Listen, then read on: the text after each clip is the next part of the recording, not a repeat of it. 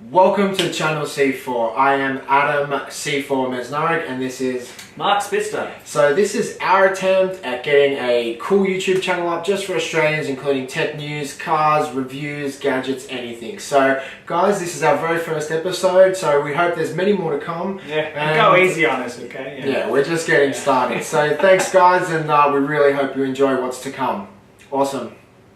I'm not doing that. I do it.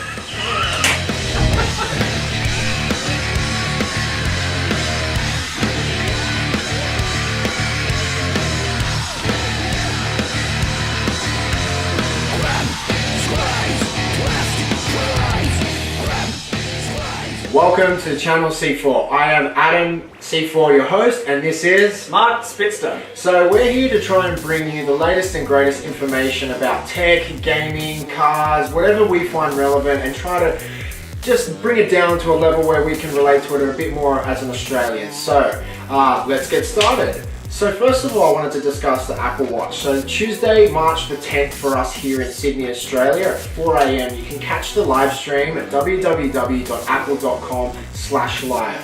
So it's looking like the base model of the Apple Watch is going to cost around $400, which is pretty expensive considering the top model has a gold carat plated version junk thing. I don't know, it's going to be quite expensive. Yeah, they're looking like to sell it more like jewelry. From what I've heard, they're looking at to open stores that are separate to the Apple store. So it's going to be sold more like a what do you call it? Like a top of the line brand where it's very exclusive. Yeah, so that's what they're looking at. So what you can expect from the Apple iWatch, it's going to have a bunch of sensors which are going to kind of tie in with health and fitness and things like that. It'll have a really good relationship with your iPhone and your iPad, so it'll do notifications, it'll do Siri, it'll do all your messages and that type of stuff.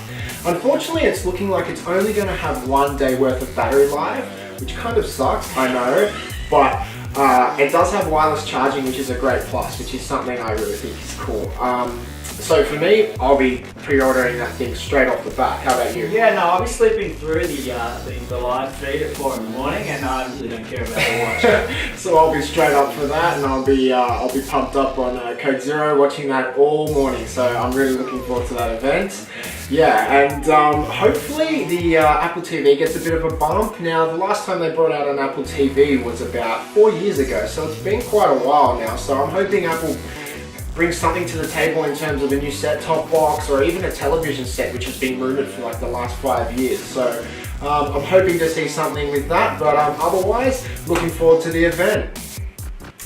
The Geneva Motor Show was this week, and I was pretty excited by a lot of the cars there. There was an Aston Martin Vulcan, which is a track spec car as well. I don't really know many specs about it, but two cars I'm really excited about. The AMG GT3 has a 6.3 litre V8, and it's FIA GT rules, so we will see it in a Super GT this year. I have no idea what you're talking about. No, that's alright, so I'm really into motor racing, as you see. But the car I'm most excited about is the McLaren P1 GTR. It's a 3.8 litre V8, and it comes with an electric engine as well, and it actually creates 986 brake horsepower. That's pretty scary. It really is. It's mind-boggling. I would love to get behind it myself. But I don't know if this actually goes into FIA rules at all, so I'm not sure if we'll see it in any GT3, but my God, would I love to see it on the track. Awesome. So up next, we have the infamous Samsung Galaxy S6.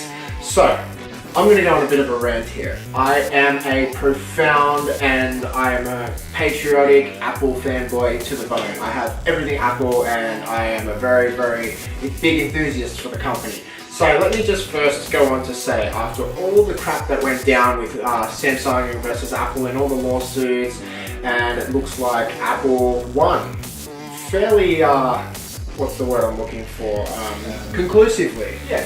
They won. They kicked Samsung's ass. Samsung copied the crap out of their devices. And now we have the new Samsung Galaxy S6. And as you can see behind me, can you tell the difference?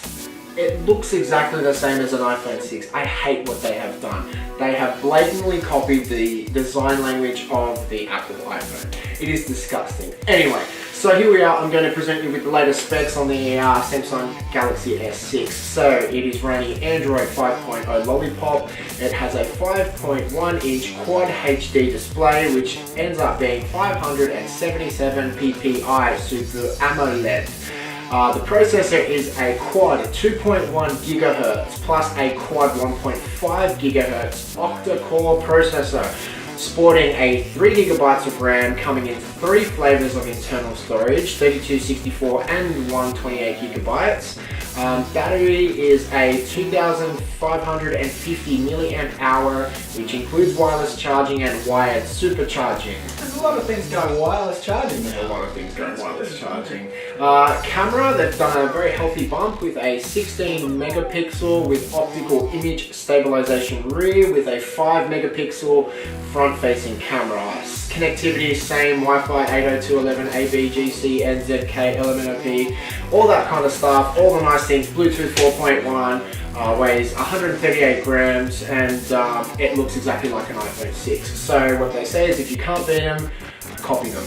So another thing which I find very funny is they're doing a premium pricing point, essentially to compete with the Apple iPhone. So people always whinged about how the Apple iPhones were so much more expensive, and now they're going to cost exactly the same. So how the hell does that work out?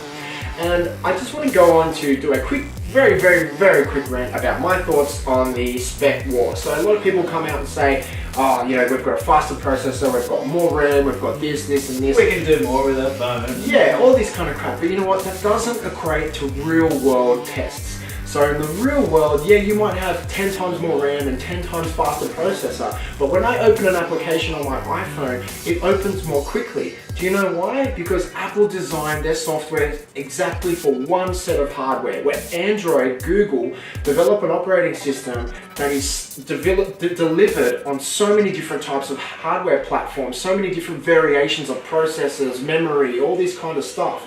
So yeah, you might have a 10 times technically faster phone, but it doesn't equate to real world performance. Anyway, that's my rant over. So that's the new Samsung Galaxy S6. I'm going to talk about wind farms. And yes, it is technology, technically. Yes. I wouldn't talk about it. No, well, that's fine. But there was a story in a lot of major newspapers recently, and they were reporting on a study of about 6 people in 2 families. That's not a very big study, but this was for the health effects from wind farms. And apparently the study was saying that, well, all of them were affected by it in some way. But it wasn't really an actual scientific study. And even the guy that wrote this actually messaged the newspapers to say, look, you know what, this isn't a legitimate study. I've only actually talked to 6 people and they all live next to it, so it's not really legitimate. But the Australian newspapers still ran with it anyway. Now, it was a story in Media Watch, and I'm a big fan of Media Watch as well, but it just blows my mind that people think that that's getting moved by the wind that's there anyway is going to affect their health. My opinion on that is, well, you know what? It doesn't actually matter because I'm not a scientist. There you go. So I just want to talk about one real interesting, kind of sensitive topic that's coming up in Australia now, which is metadata. So just to give everyone a very brief and hopefully an easy way for everyone to understand what metadata means. Metadata is basically generated when you use a telecommunications service. Information such as the number you called, when you called, for how long you spoke for. It doesn't include the content of a communication, such as the detail of what you said or wrote in an email, an SMS, a phone call.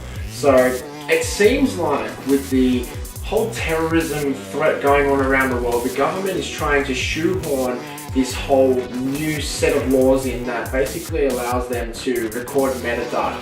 So let me just give you a very quick rundown of what metadata is understood to include by government officials. So telephone numbers, time and length of phone calls, the internet protocol address, the IP address of computers from which messages are received or sent, locations of parties making phone calls to and from email addresses, logs of visitors to online chat rooms, status of chat sites, whether they're active or how many people are participating, chat aliases or identifiers, so the name a person uses in a chat room or online, aside from their real name, start and finishes of internet sessions, locations of an individual involved in communications, the name of an application someone uses online, and when and where and how long it was used for.